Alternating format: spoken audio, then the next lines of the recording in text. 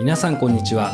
制作過程を3つの動画に分け、完成までを収録しているプラモの時間へようこそ。今回はボディ塗装からインテリア完成までを収録しましたので、よろしければご覧ください。73カレラのボディカラーはネット情報からとなりますが、定番のグランプリホワイトのほか、シエルカラーやブラック、ブラッドオレンジなど数色用意されていたようで、ホワイトのみサイドのカレラストライプを赤、青、黒、緑の中から選ぶことができたようです。この中から今回はイエローをチョイスし、塗装を行っていきます。いろんな記事を見ると赤みが強いイエローではなく、ホワイト寄りの少しくすんだ明るいイエローと認識しましたので、タミヤのピュアイエローにガイアのアルティメットホワイトで調色しました。この調色したものをガイアノーツの薄め液で 1.5 倍に薄め、イエローなので下地にピンクを塗装した上でエアブラシで吹きつけていきます。ボディ塗装の工程としては3工程で、1工程目は各曲線や角と呼ばれる部分を中心に、2工程目はルーフやボンネットなどを中心とした広い面積の部分、3工程目は各部ムラが出ないよう塗装をしていきます。次にエアブラシを使用した塗り分けを行っていきます。塗装の順番としては、下回りパーツの塗装やメタリックパーツの下地として、まずは一番量が多いブラック系、そして次にシルバーなどのメタリック系、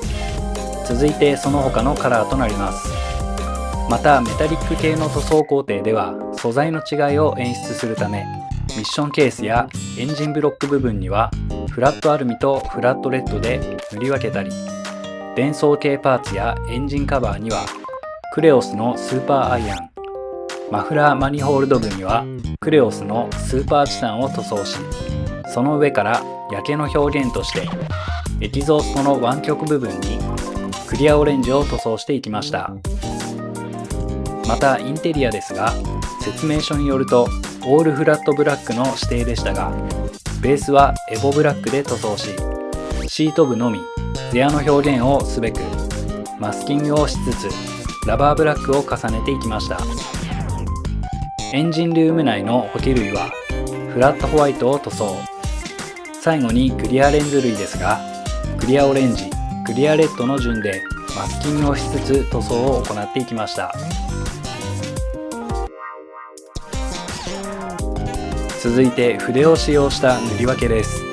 まずはエナメルシルバーでエンジン部分の細かい箇所やボルト類を塗装。エンジンの部分は筆を使いましたが、それよりも細かいボルト類は 0.4mm の真鍮線を手頃なサイズにカットし、先端に塗料をつけ塗装をしていきました。ダッシュボードのメッキモールは筋をあらかじめ入れておいた箇所に対し、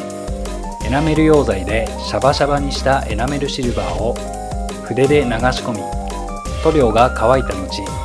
エナメル溶剤を染み込ませた綿棒で拭き取り仕上げてみました。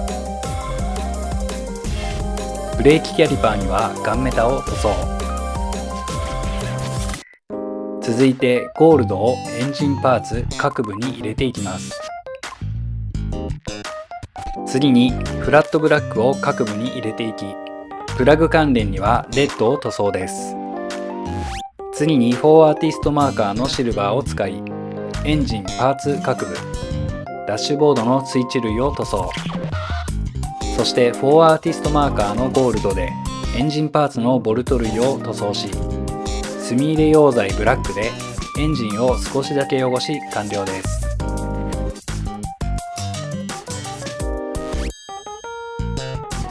次にエンジンの組み立てです。今回組み立てるエンジンは細部まで表現され、とても素晴らしいパーツ構成となっていて、塗装をしっかりやればそれだけでも満足感は得られるかと思いますが、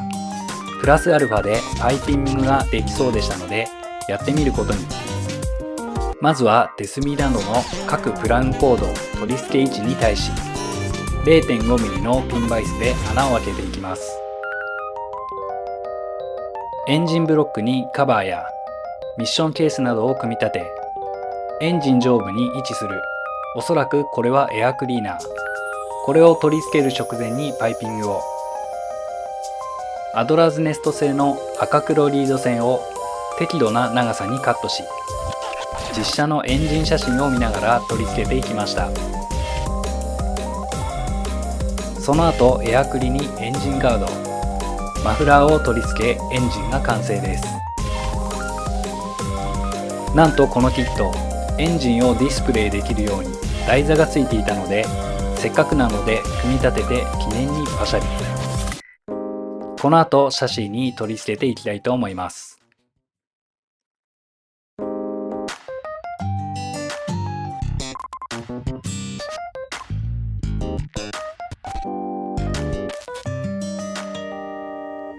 続いて下回りの組み立てです。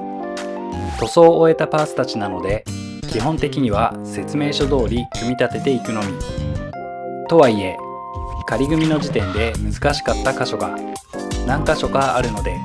じっくり組み立てていきます。難しかった箇所、まずは1箇所目。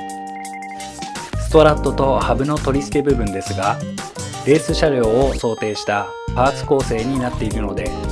取り付ける穴を間違えないように注意しつつ、取り付け部分が細くシビアなので、しっかりバリなどを取り除きつつ接着をしていきます。難しかった箇所2箇所目は、リアでサスパーツをシャシーに取り付ける際、角度を入れながらシャシーに組み込んでいかなければいけないので、コツが必要でした。パーツ自体も細く脆いので、破損させないよう慎重に取り付けていきます。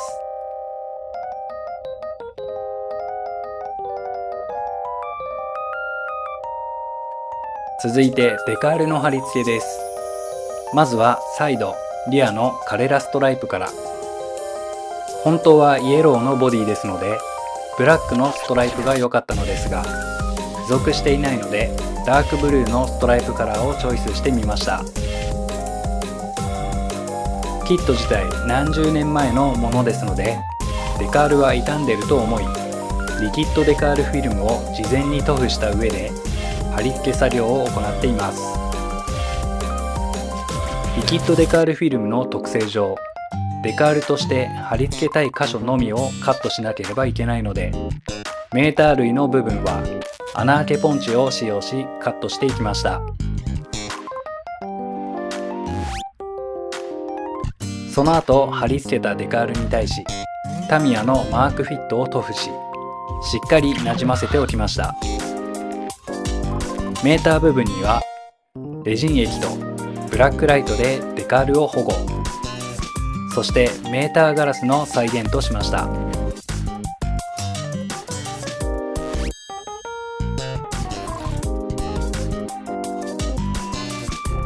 最後にインテリアの組み立てです。まずはシートから。ヘッドレストの組み付け穴がないので、ヘッドレスト、シートどちらにも1箇所ずつ穴を開け、0.8mm の真鍮線をヘッドレスト側に取り付け、支柱とした上でシート側に接着。これでしっかり固定できました。続いて細かい部分の組み立てです。リアのシートも非常に細かく細分化されているので、一つ一つ丁寧に接着。センターコンソールにはハンドブレーキにシフトノブを取り付け、ハンドルパーツも組み立てていきます。フットペダルに関しても細分化。クラッチにブレーキ、アクセルペダルを取り付けていきます。細かい部分を組み立てたら、そのパーツたちをシャシーに取り付けていきます。センターコンソールにリアシート、内張りにフロントシート、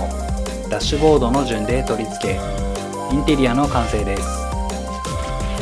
組み上げるほどリアルさが増していくパーツたちは、組み立てがとても楽しく、完成したインテリアは美味しくお酒が飲めそうです。これもエンスジアストシリーズでしか味わえない醍醐味かと思います。ということで今回はここまで。次回は完成までをお届けする予定です。ご視聴いただきありがとうございました。